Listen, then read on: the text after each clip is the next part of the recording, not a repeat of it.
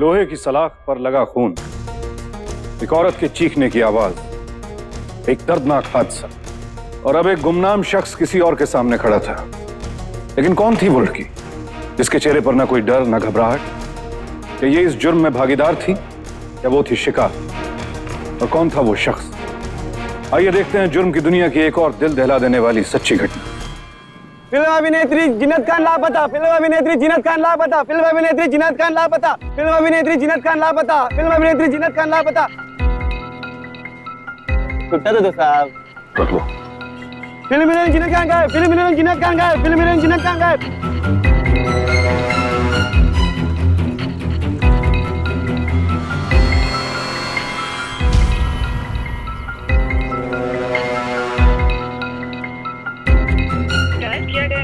इस समय switch off है, कृपया कुछ समय बाद डायल करें। The number you have dialed is switched off. Please call again later.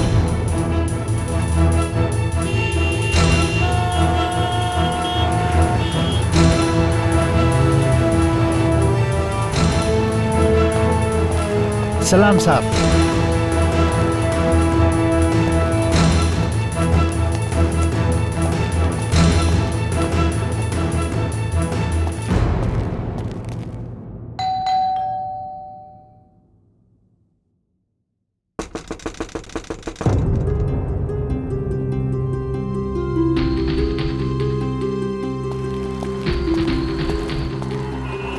बोला जी साहब, जीनत और उसके माँ बहन कहीं गए हैं क्या? कुछ दिन पहले पूरा परिवार अपना गाड़ी से बाहर गए हैं, अभी तक नहीं लौटी। कुछ पता है वो लोग कहाँ गए? नहीं पता साहब जी, फोन कर लीजिए ना। ठीक।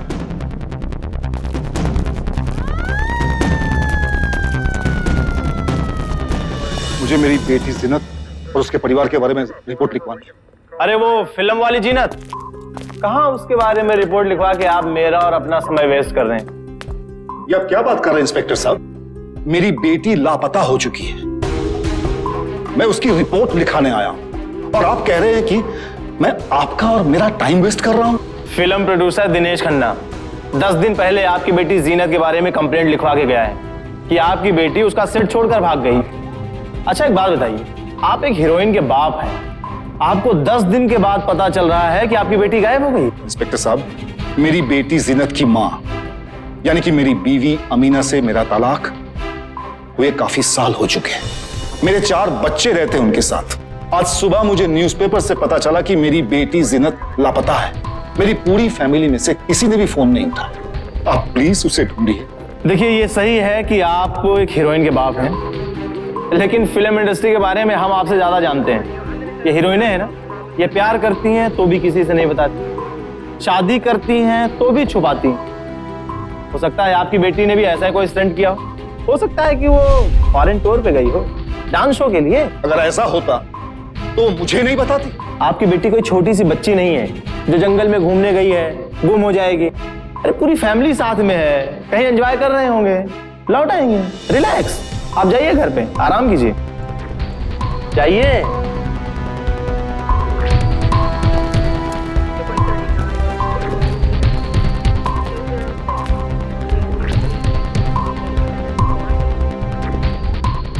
मुंबई में रहने वाली फिल्मी दुनिया की एक नई खूबसूरत कलाकारा अचानक गायब हो गई।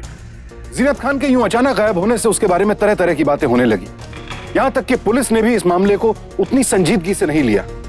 लेकिन क्या जीनत खान जानबूझकर कहीं गायब हो गई थी या वो सच में किसी हादसे का शिकार हुई थी? अपनी लाडली बेटी के अचानक गायब हो जाने से एक पिता के दिल पर क्या गुजरती है, ये बात फिरोज खान ही समझ सकते थे।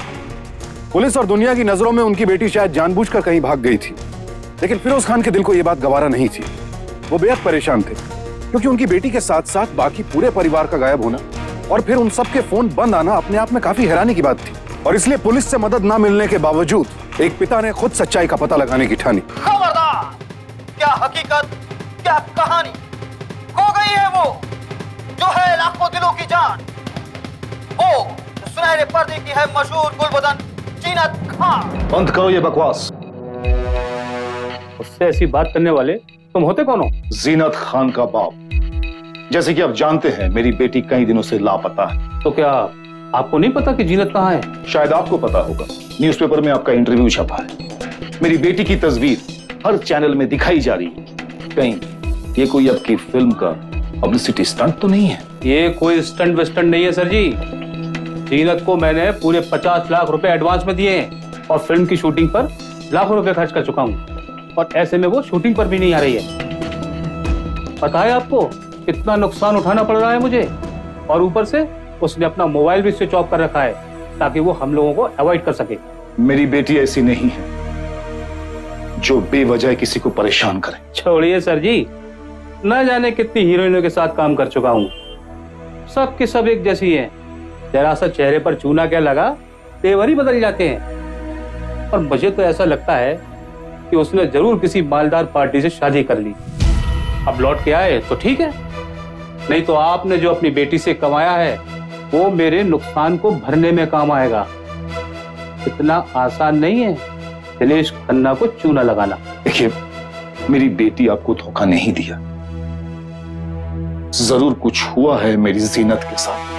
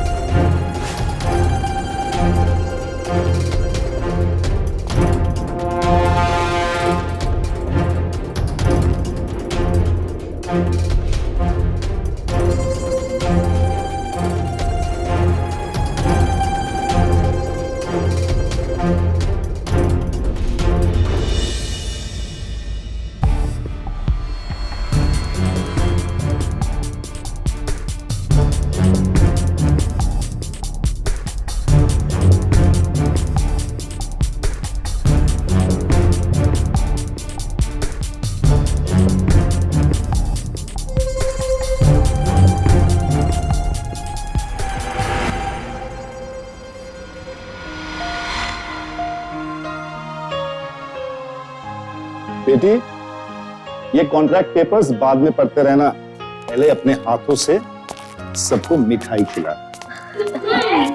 तो जी हाँ जीनत के अबू, अब आपकी बेटी हीरोइन बनने वाली है, तो इस मौके पे आप कुछ कहना चाहेंगे? जी हाँ, मैं ये कहना चाहूंगा कि ये ग्लैमर वर्ल्ड है, इसकी राह में बहुत सारे कांटे भी मिलेंगे।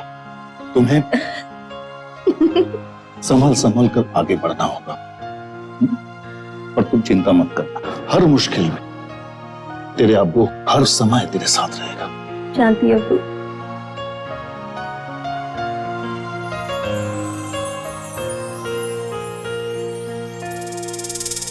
जनाब, आपको जीनत की चिंता करने की कोई जरूरत नहीं है अब, क्योंकि अब आप इस परिवार के हिस्सा नहीं हैं। क्यों? क्योंकि बहुत जल्द मैं आपको तलाक दे रही हूँ।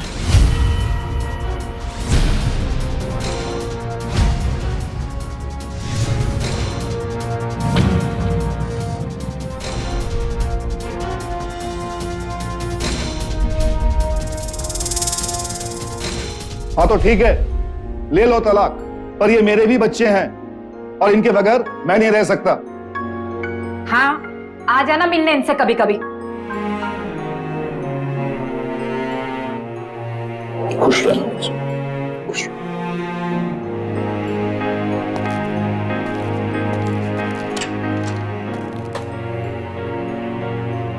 बेटी, जरा 1 मिनट इधर आना। बेटी, तेरा फर्स्ट कॉन्ट्रैक्ट साइन होने की खुशी में मैंने तेरे लिए एक गिफ्ट लाया। पहली से। कैसा लग रहा है अबू? बहुत अच्छा लग रहा है, इसे रख। खुश रहो मेरी बच्ची, खुश।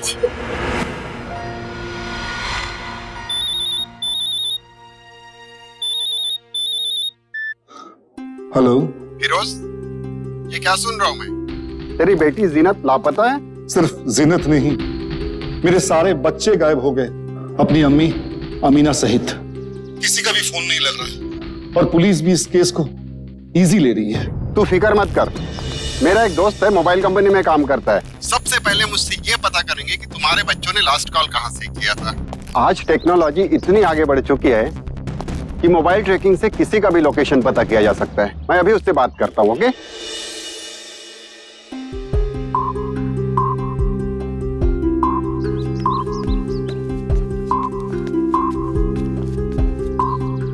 विक्रम जी ने जैसा कहा था मैंने सारी डिटेल निकाल ली, लेकिन कंपनी वालों को मालूम चला तो कहीं मुझ पर एक्शन न ले। मेरे 5 बच्चे गायब हो गए अचानक और पुलिस मेरी मदद कर नहीं रही। अगर आप मुझे इतना बता दोगे कि मेरी बेटी ने लास्ट कॉल कहां से किया तो मैं उस जगह पर जाऊंगा और उस आदमी से मिलूंगा जिसे उसने बात किया होगा। शायद मेरे परिवार का कुछ पता मिल जाए। मुझ पर रहम करो।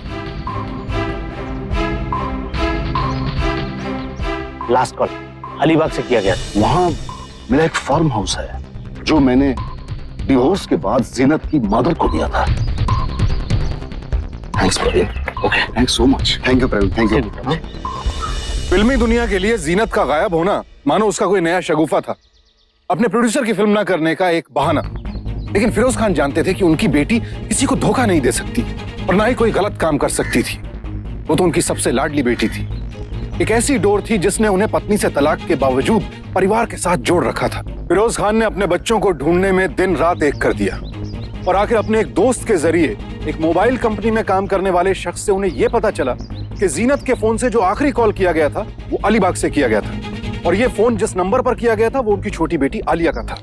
तो शायद जीनत अपनी बहन आलिया के साथ अलीबाग में थी। यही सोचकर फिरोज अलीबाग स्थित अपने फार्म हाउस पहुंचे।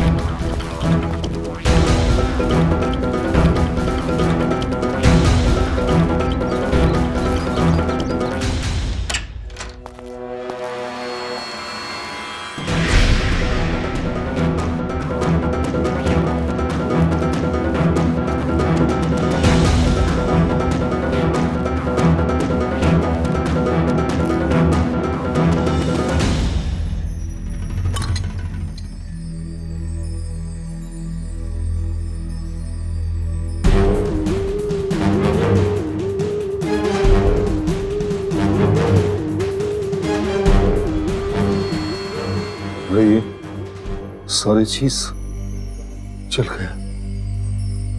ये आग कैसे लगी? खुदा जाने क्या हो गया होगा। कोई अनहोनी ना हो गई हो। मुरारी, उसके पास जाना होगा मुझे।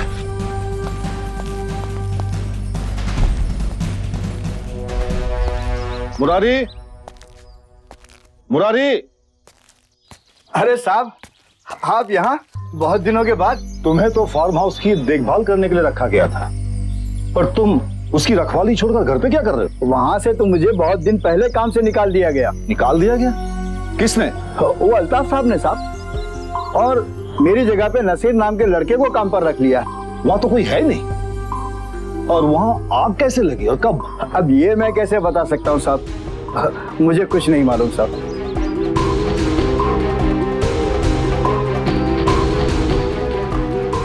बेटी के साथ पूरे परिवार का लापता होना, फार्म हाउस का जलना, एक के बाद एक होते हादसे देखकर फिरोज खान को कुछ समझ नहीं आ रहा था। वो जितना अपने बच्चों का पता लगाने की कोशिश करते, ये केस उतना ही उलझता जा रहा था। लेकिन अपनी बेटी की तलाश में फिरोज खान ने जो कुछ भी पता लगाया था वो कोई मामूली बात नहीं थी। और आखिरकार उनकी हिम्मत के आगे झुकते हुए मुंबई पुलिस भी हरकत में आ गई। मुंबई पुलिस की दरखास्त पर अलीबाग की पुलिस ने भी इस केस की छानबीन शुरू कर दी और फिर दोनों जगहों की पुलिस टीम फिरोज खान के फार्म हाउस पहुंची।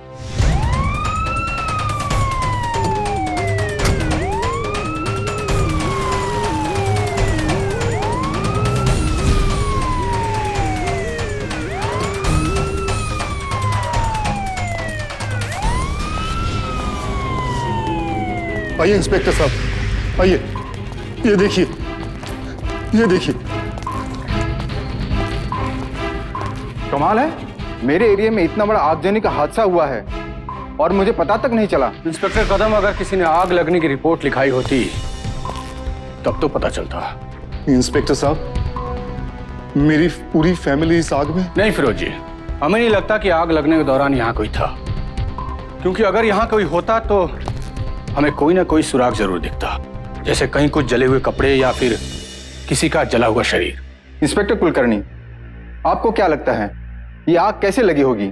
हो सकता है कि घर में कहीं शॉर्ट सर्किट हुआ हो और उसकी वजह से आग लगी हो। ताज्जुब की बात तो यह भी है कि इस फार्म हाउस का नया रखवाला नसीर भी गायब है। यहाँ का हर चीज एक राज है। मुझे समझ में नहीं आ रहा है कि मेरी बेटी अगर यहाँ नहीं है तो कहाँ गई? हो सकता है सब विदेश गए हो। मेरी बेटी मुझसे बताए बगैर मुंबई शहर से भी बाहर नहीं जाती। डोंट वरी फिरोज जी, आपकी बेटी को तो हम ढूंढ निकालेंगे। पहले ही सावधानी का कारनामा करने वाले का पता लग जाए। जीनत, मेरी बच्ची कहाँ गई तुम? सर, मैंने एयरपोर्ट वगैरह सब जगह चेक करा लिया है। रजिया, अमीना, अब्दुल, आलिया, जीनत, इन नाम का कोई भी व्यक्ति इधर कुछ महीनों में विदेश नहीं गए। फिरोज को बुलाओ। Yes sir.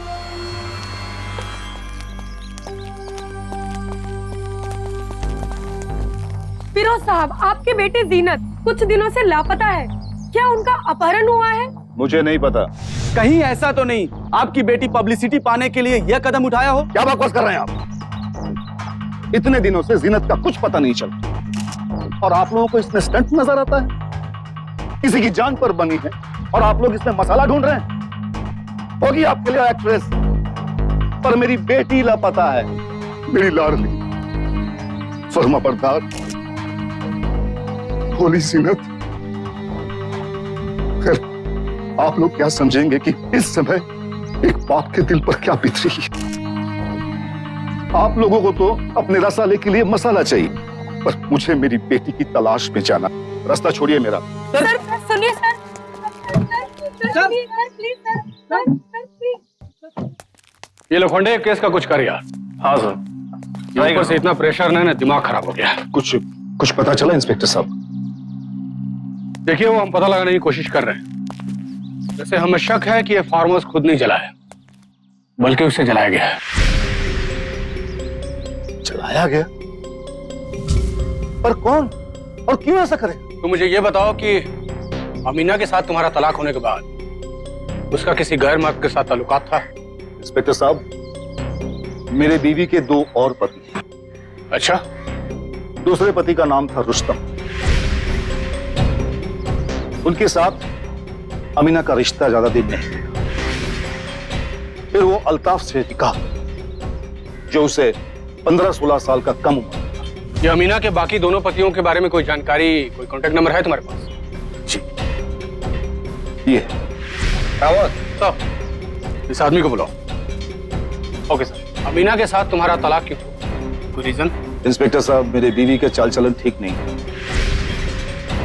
वो गैर मर्दों के साथ नाजायज संबंध रखने लगी और इसीलिए उनके साथ मेरा हमेशा झगड़ा हुआ करता था। लेकिन मेरे दखलंदाजी से परेशान होकर अमीना ने खुद मुझे तलाक दी। सर, ये रुस्तम अभी दुबई में है। मैंने उसको बुलवाया है, आने के लिए तैयार हो गया। गुड। और वो अमीना का दूसरा जो पति है, क्या नाम है उसका? अल्ताफ। उसका कोई कांटेक्ट नंबर है? इस मोबाइल पर है। रावत सर, ये नंबर को नोट कर, इस नंबर को ट्रेस कर। अल्ताफ हिमाचल प्रदेश में मंडी शहर का रहने वाला था। अमीना के साथ उसकी मुलाकात एक पार्टी में हुई और अमीना उस पर फिदा हुई और फिर उसे मुंबई लेके आई और निकाह कर दी। ये सारी जानकारी तुमको कैसे? जीनत मुझे बताती रही। एक दिन की बात है। हाँ, कल कुछ मेहमान आने वाले हैं, अच्छा खाना बना के रखना। अरे तुम तो मुझे यहाँ हीरो बनाने लाई थी ना, कब तक मैं तुम्हारा बावर्ची बना रहूंगा? शक्ल देखी आईने में? जा जाके खाना बना उधर। अम्मी को क्यों कोस रहे हो तुम? अम्मी को क्यों कोस रहे हो तुम? किसे कोसूं मैं? अरे मेरी उम्मीद थी तुमसे निकाह करने की, लेकिन इस बुढ़िया ने मुझे अपने जाल में फंसाकर तुम्हारा शोहर बनाने के बजाय तुम्हारा अब्बा बना दिया। देखो, ये अपनी गंदी सोच दोबारा जुबान पे मत लाना, वरना जो ये आंखें हैं ना, नोच लूंगी।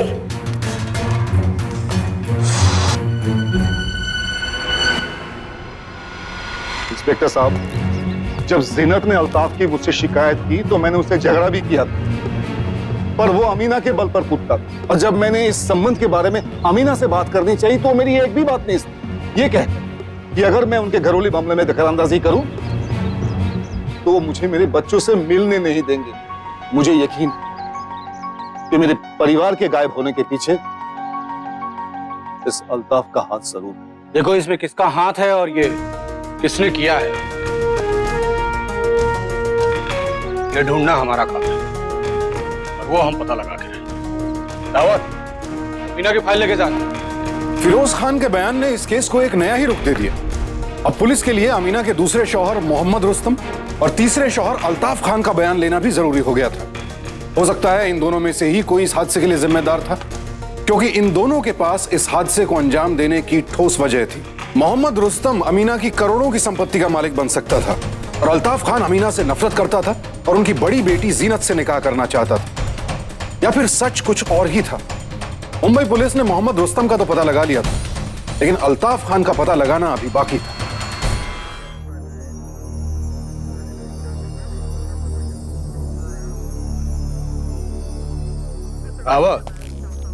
ये काफी सारे मंडी हिमाचल के नंबर्स हैं, सबको बारी बारी से फोन लगाओ, कोई तो हमें अल्ताफ तक पहुंचाएगा।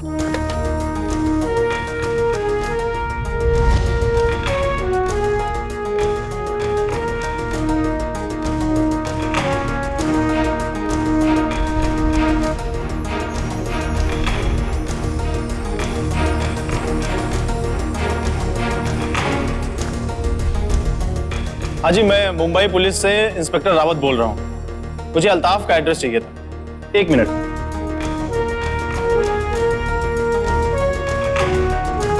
Yes, thank you sir. Altaf का एड्रेस मिल गया, वो हिमाचल में। Very good. हिमाचल प्रदेश की पुलिस से फोन करके रिक्वेस्ट करो कि जल्द से जल्द अल्ताफ को पकड़े।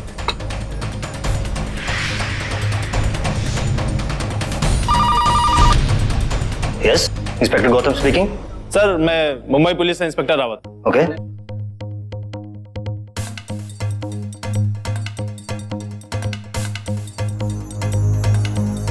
ठीक। अब देखते हैं कहां बच के जाएगा।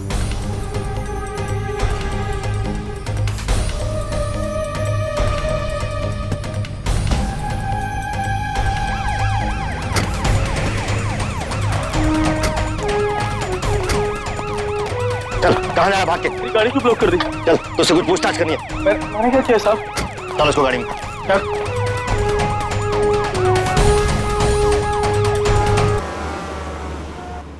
इसे सब मालूम है कि वो लोग कहाँ हैं। साहब, मैं झूठ नहीं बोल रहा हूँ, ये आदमी मुझे फंसाना चाहता है। तुम आखिरी बार उनसे कब मिले? साहब, फरवरी में मैं उनके फार्म हाउस पे गया था, वहां मैं उन सबसे मिला। उसके बाद उनकी गाड़ी लेके मैं मंडी चला गया कुछ काम के लिए। ये झूठ बोल रहा है सर। तुम्हारे बीवी बच्चे गायब हो गए, तुमने उन्हें ढूंढने की कोशिश नहीं की, पुलिस में रिपोर्ट नहीं लिखाई, क्यों? साहब, मुझे तो आप लोगों से पता चला कि मेरा परिवार गायब हो गया। मैं तो मंडी में था। सर पूछिए इसे, इतने दिनों में कितने बार इन्होंने बीवी बच्चे से बात की? अजीब बेवकूफ आदमी है साहब। मैं जहाँ रहता हूँ वो तो पहाड़ी इलाका है, जब नेटवर्क ही नहीं आता तो फोन कैसे मिलेगा? किस काम के लिए मंडी गए थे तुम? किस काम के लिए? मैं कामकाज के लिए मंडी गया था, छुट्टियां मनाने नहीं गया। कमाने के लिए गया था? अरे,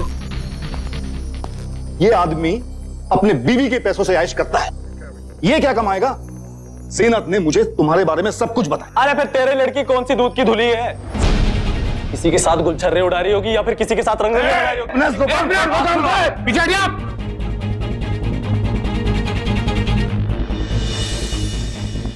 ये पुलिस स्टेशन है, मछली बाजार नहीं। और फिरोज जी, आप थोड़ी देर के लिए बाहर जाइए, मुझे इससे कुछ पूछताछ करनी है, please.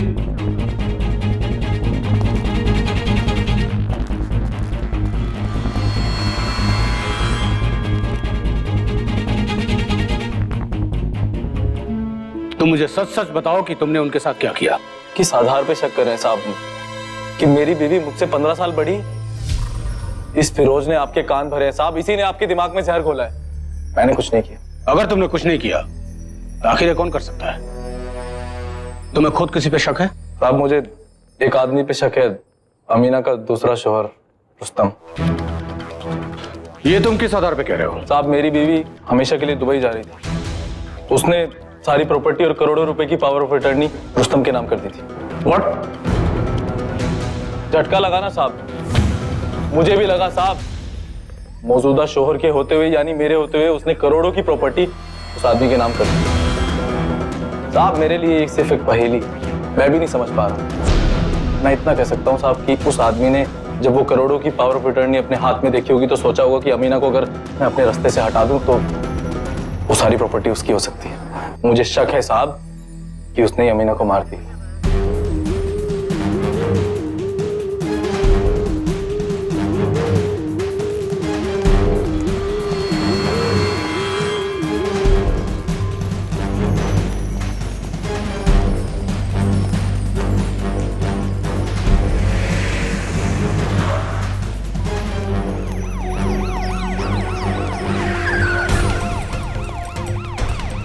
Mohammad Rustam ji. Inspector Rawat, Mumbai police. चलो थाने चलना है। आप लोगों के बुलाने पर मैं दुबई से यहाँ आया हूँ। चलिए तुम मालिक जाओ, मैं भी आ रहा हूँ।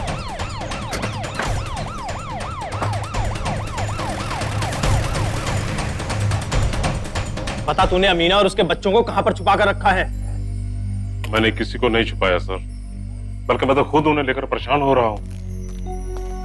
लेकिन अल्ताफ तो तुम पे इल्जाम लगा रहा है। झूठ बोल रहा है सर, वो झूठ बोल रहा है।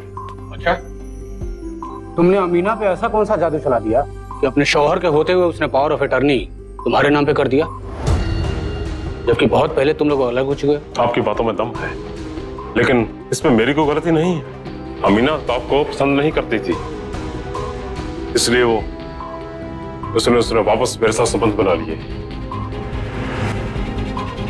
अब जाके एहसास हुआ कितनी बड़ी गलती हो गई मुझे अल्ताफ से निकाह करके। अमीना, मैं बहुत पहले से अच्छी तरह से जानता था कि वो शख्स तुम्हारे लिए सही नहीं है, लेकिन क्या करता, उसकी जवानी ने तुम्हें पागल जो बना रखा था। अंधी हो गई थी, अब जाके आंखें खुली है मेरी। पता था मुझे, एक न एक दिन तुम्हें अपनी गलती का एहसास होगा और तुम मेरे पास वापस आ जाओगी। दोबारा मैं ना भटक जाऊं, इसीलिए 1 मिनट। ये लो, power of attorney. Power of attorney? मैं कुछ समझा नहीं। मैं जीनत वगैरह के साथ हमेशा के लिए दुबई शिफ्ट हो रही हूँ। यहाँ 6-7 करोड़ की जो मेरी प्रॉपर्टी है, ये उसी की पावर ऑफ अटर्नी मैं तुम्हें दे रही हूँ। तुम एक काम करना, मेरे जाने के बाद इसे बेचकर 25% तुम रख लेना और 75% मुझे देने दुबई आ जाना। तो तुम अल्ताफ को भी अपने साथ लेके जा रही हो? पागल हो गई हूँ क्या? दिमाग खराब है मेरा? वो ना जा सके इसलिए उसका पासपोर्ट भी नहीं बनाया मैंने। Very good. तुम्हारा भी तो कारोबार है दुबई में, बहुत जल्द हम आपके पड़ोसी बनने आ रहे हैं। लेकिन बिजनेस के सिलसिले में मुझे उनसे पहले दुबई जाना पड़ गया। वहां जाकर मैं इनका इंतजार करने लगा, ना तो वो खुद आए और ना ही उनका फोन आया। ऐसा मैं पहले कई बार कर चुकी थी। मैंने सोचा उन्होंने अपना प्लान बदल दिया होगा।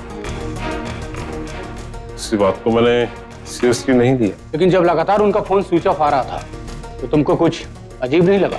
अक्सर अपना सिम कार्ड चेंज करती रहती थी। अमीना ने इससे पहले भी कई बार अपना मोबाइल स्विच ऑफ रखा। मुझे ये को बात सीरियसली नहीं लगी। देखिए, हमने अल्ताफ के बयान पर रुस्तम से पूछताछ की, लेकिन हमें नहीं लगता कि वो कहीं से भी आपके बीवी बच्चों को गायब करने में इन्वॉल्व है। और हमने उसके बयान की पुष्टि भी कर ली है। उसने अभी तक पुलिस को जो भी बयान दिया है वो सही निकला है। और अल्ताफ? हाँ, उस पर हमें अभी भी डाउट है, क्योंकि उसने अभी तक जो भी पुलिस को बताया है वो हमें कहीं से भी सही नहीं लगता। हमसे जरूर कुछ ना कुछ छुपा रहा है। इसलिए फिलहाल हमने उसे शहर से बाहर नहीं जाने की हिदायत दी है। हम उसे और भी सख्ती से पूछताछ करेंगे। डोंट वरी, आपकी बेटी मिल जाएगी।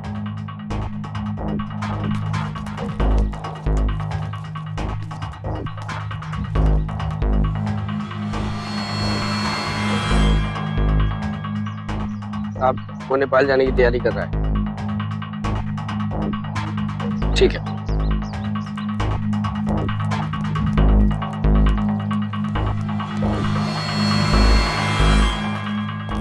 सर, अल्ताफ सोनावली जाने वाली गाड़ी में बैठ चुका है। व्हाट? देखो रावत, अगर अल्ताफ एक बार हमारे हाथ से निकल गया तो जीनत के गायब होने का राज भी नहीं खुलेगा। उसे हमें यूपी बॉर्डर पे कैसे भी करके रोकना होगा, क्योंकि वहां से वो नेपाल फरार हो सकता है। हमें इसी वक्त मंडी पुलिस से बात करनी होगी।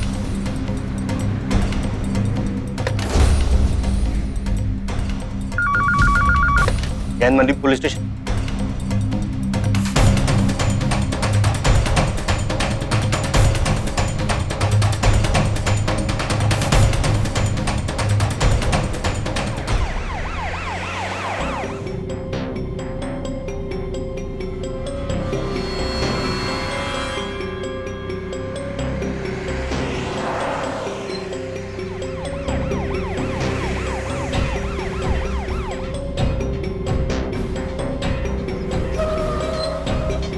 क्या हुआ भाई? कुछ नहीं।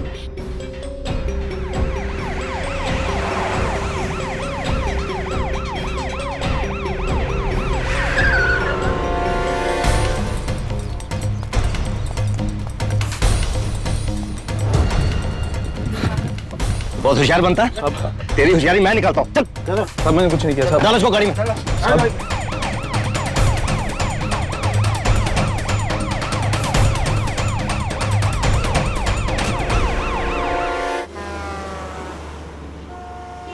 बोल, जीनत और उसकी माँ भाई बहन कहाँ है? बोल। अब मुझे कुछ मालूम नहीं है, मैंने कुछ नहीं किया साहब। नहीं मालूम? जब तुझे कुछ नहीं मालूम, तू नेपाल क्यों भाग रहा था? हैं? देख बेटा, हमें सब पता चल गया है। इसलिए तेरी भलाई इसी में है कि साफ साफ बता तूने ऐसा क्यों किया है। साहब, मैंने उनका कत्ल नहीं किया साहब, मैंने उनका कत्ल नहीं किया साहब।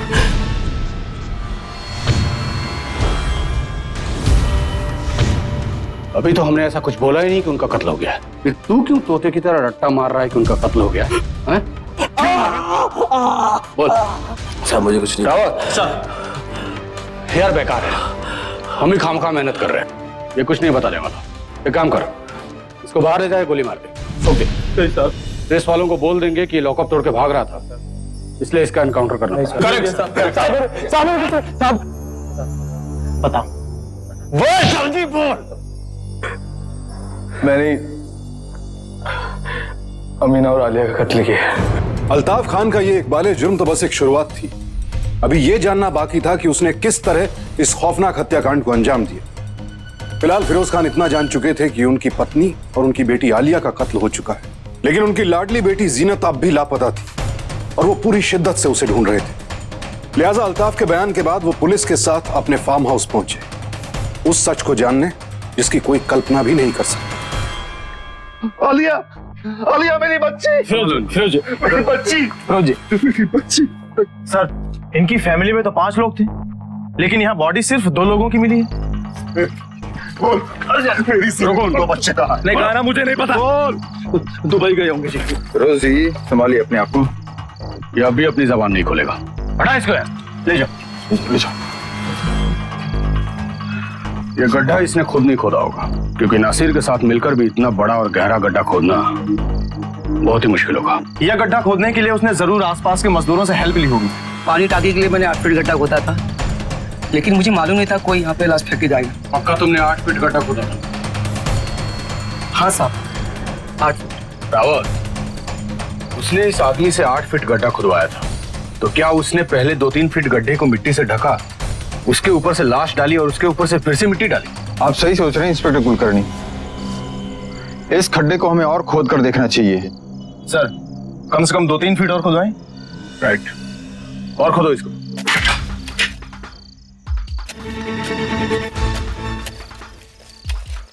सर, 3 लाशें मिली हैं।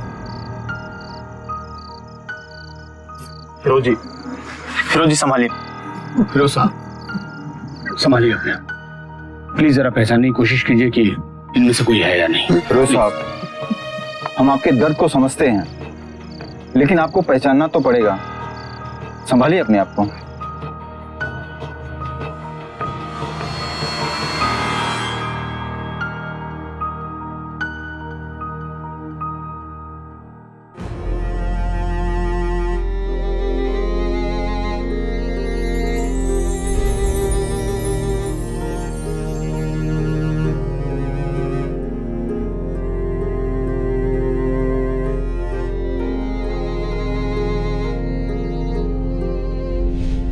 ये वही कड़ा है जो मैंने उसे गिफ्ट कर दिया था।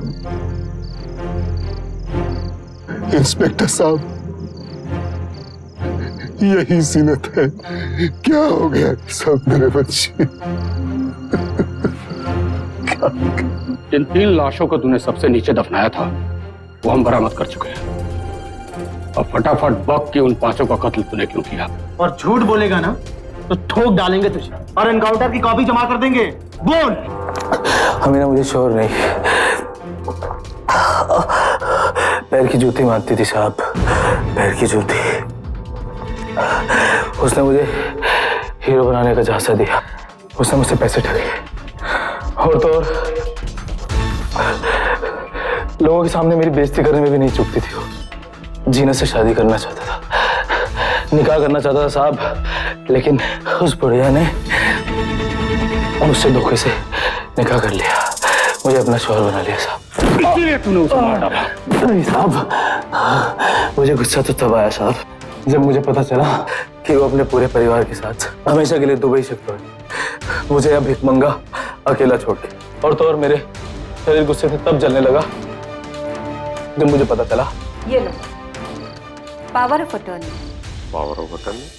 मैं जीनत वगैरह के साथ हमेशा के लिए दुबई शिफ्ट हो रही हूँ। तब मैंने उसका कत्ल करने का प्लान बनाया। उसके बाद सबसे मैंने फार्म हाउस के केयरटेकर मुरारी को वहां से हटाया। उसके बाद मैंने अपने एक दोस्त नसीर को जम्मू से बुलाया और उसे फार्म हाउस पे केयरटेकर की जगह रख दिया ताकि अमीना का कत्ल में वो मेरा साथ दे सके। उसके बाद सब लोग दुबई जा रहे थे तो मैंने एक प्लान बनाया कि क्यों ना मैं इन सबको फार्म हाउस में बुलाऊं और उन्हें एक फेवर पार्टी दी। और वो मेरे जाल में फंस गए और वो फार्म हाउस पे आ गए। उसके बाद सब पार्टी करने लगी सब।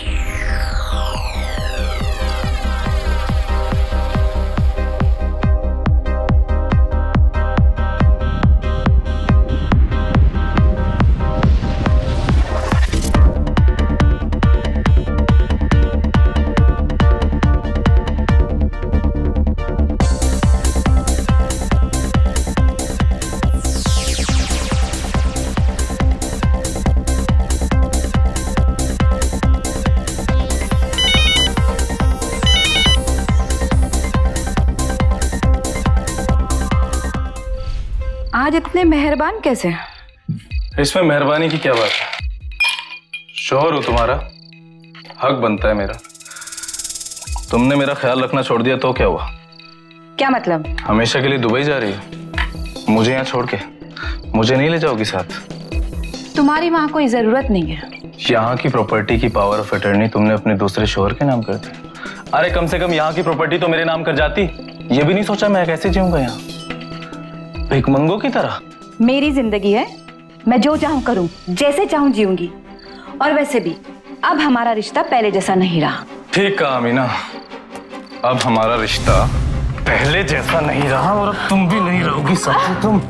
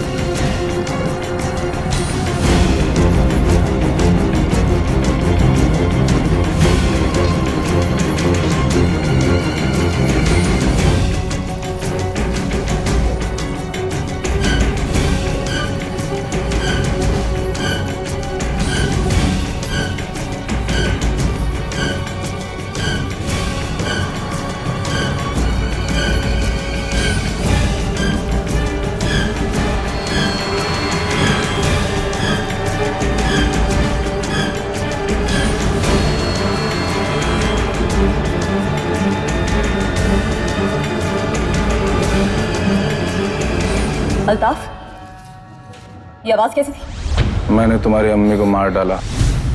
नहीं नहीं। उसके बाद तुम्हारे भाई बहनों ने ये सब देख लिया, मुझे उन्हें भी मारना पड़ा। तुम ऐसा नहीं कर सकते। अम्मी! अम्मी! अम्मी! रजिया! रजिया!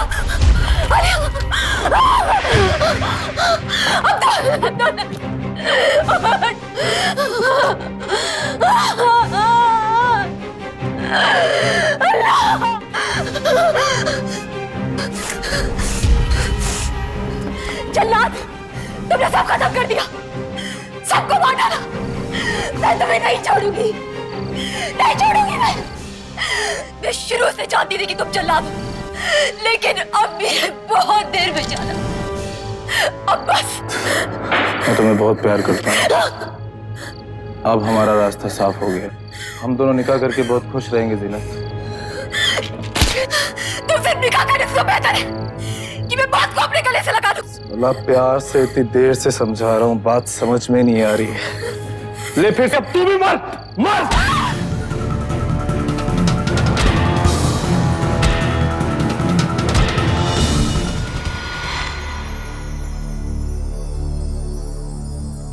फिर क्या हुआ?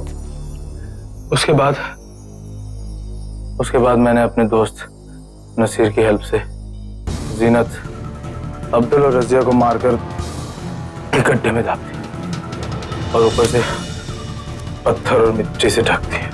उसके बाद मैंने जीनत और आलिया को भी उस गड्ढे में दबा दिया और ऊपर से पत्थर और मिट्टी से ढक दिया साहब। फिर हमने पूरे घर को धोया, कहीं पुलिस को शक ना हो जाए। उसके बाद मैंने पूरे फार्म हाउस को जला दिया। इंसान नहीं है तू, भगवान है।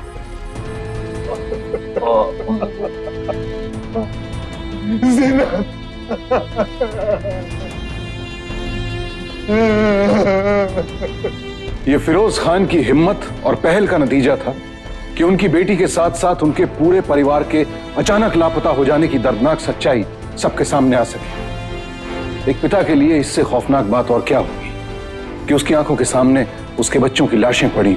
इस भयावह हत्याकांड के पीछे की असली वजह थी दो लोगों का लालच और हवस। अमीना को अल्ताफ की जवानी ने अंधा कर दिया था और अल्ताफ को चाहिए थे ढेर सारे पैसे और एक सुरक्षित भविष्य। और यही नहीं, उसकी नजर अमीना की बड़ी बेटी जीनत पर भी थी। अमीना और अल्ताफ के रिश्ते की बुनियाद प्रेम नहीं बल्कि झूठ और लालच से बनी थी, जिसने आखिरकार इस खौफनाक हादसे को अंजाम दिया और बेचारी जीनत और उसके भाई बहनों को बेवजह बेकसूर अपनी मां की गलती और अल्ताफ की दरिंदगी का शिकार होना पड़ा।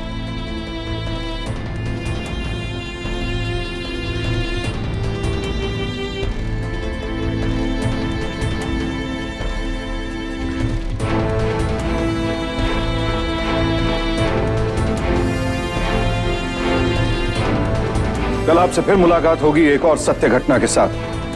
सावधान इंडिया, इंडिया फाइट्स बैक। तो सावधान